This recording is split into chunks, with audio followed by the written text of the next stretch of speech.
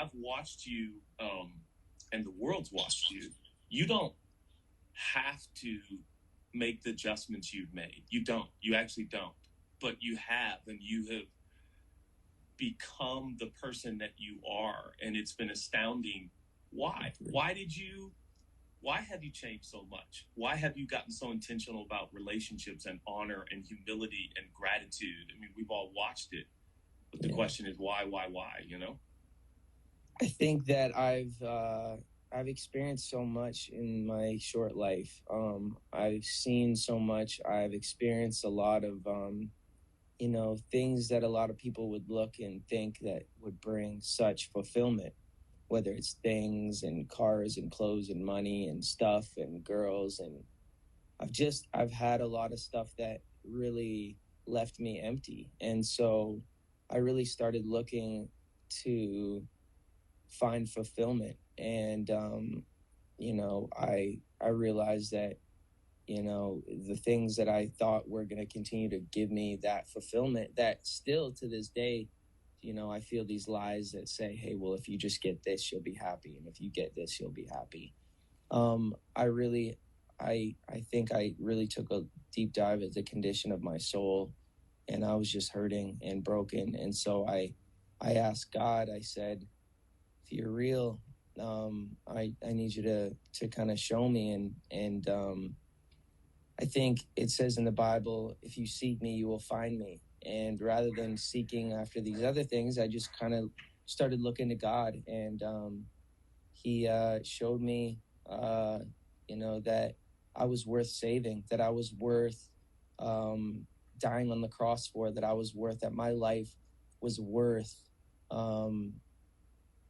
that I was worthy. And it had nothing to do with what I did, because at that time I was such a hurting, broken person who was doing a lot of bad things, And so to me, I felt like, what did I do to deserve, the Creator's love?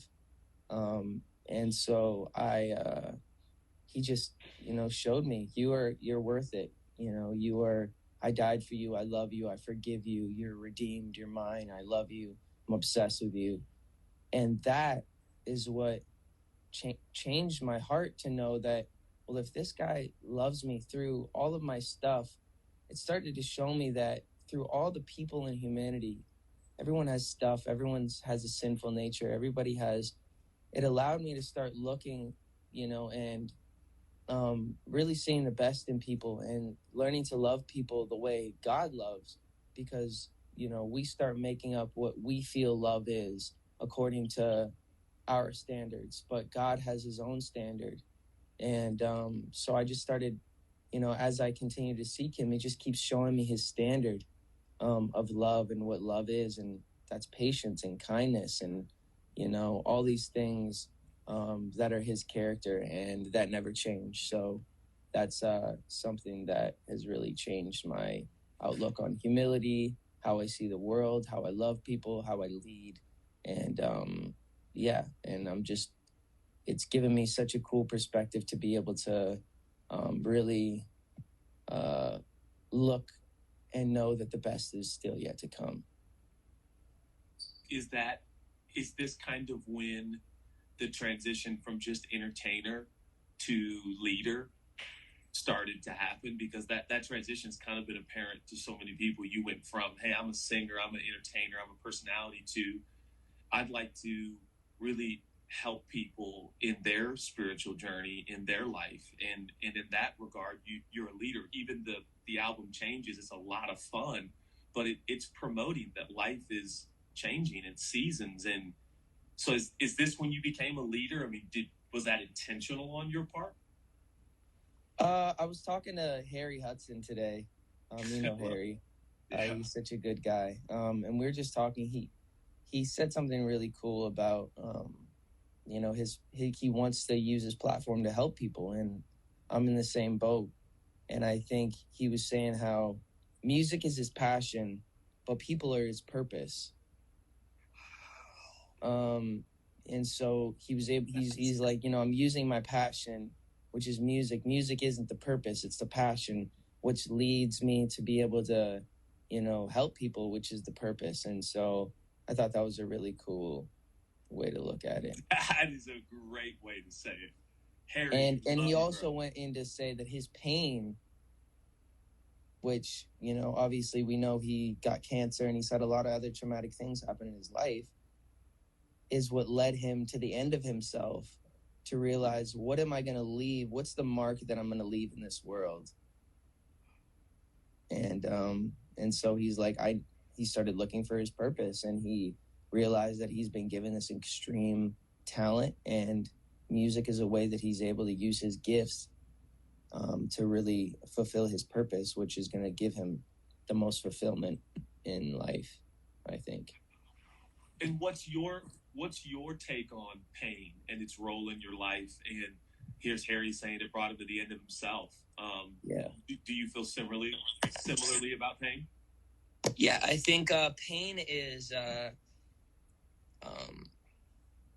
It's funny because I took over your sermon when I was in LA, and basically it was saying how power, God, He's made strong in our weakness. God. What is it? His power is made perfect in our weakness. Perfect in our weakness. So when we're weak, He's strong, and it allows us to see His goodness and His faithfulness and His character in a time where we feel weak, and that's kind of where I'm at.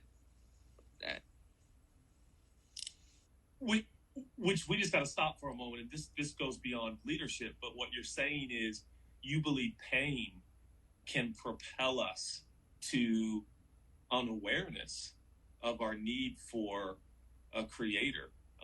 Is that kind of what you're saying? Yes. Yeah. It's like when we come to the end of ourselves, we realize that there's nothing we can muster up to really, I guess, like, I couldn't find it in myself to like heal myself or fix myself or be better, because I just felt myself continuing to disappoint people, disappoint myself, and I was like, nobody here on earth is able to, I always feel misunderstood. I always feel like people don't really get to see but then I'm like, well, God, the creator of heaven and earth, who designed me, knows me. I mean, He knows me. He created me. He knows the numbers of hairs on my head. And who's going to honor, or like, who's going to care more than our creator? Totally. Yeah.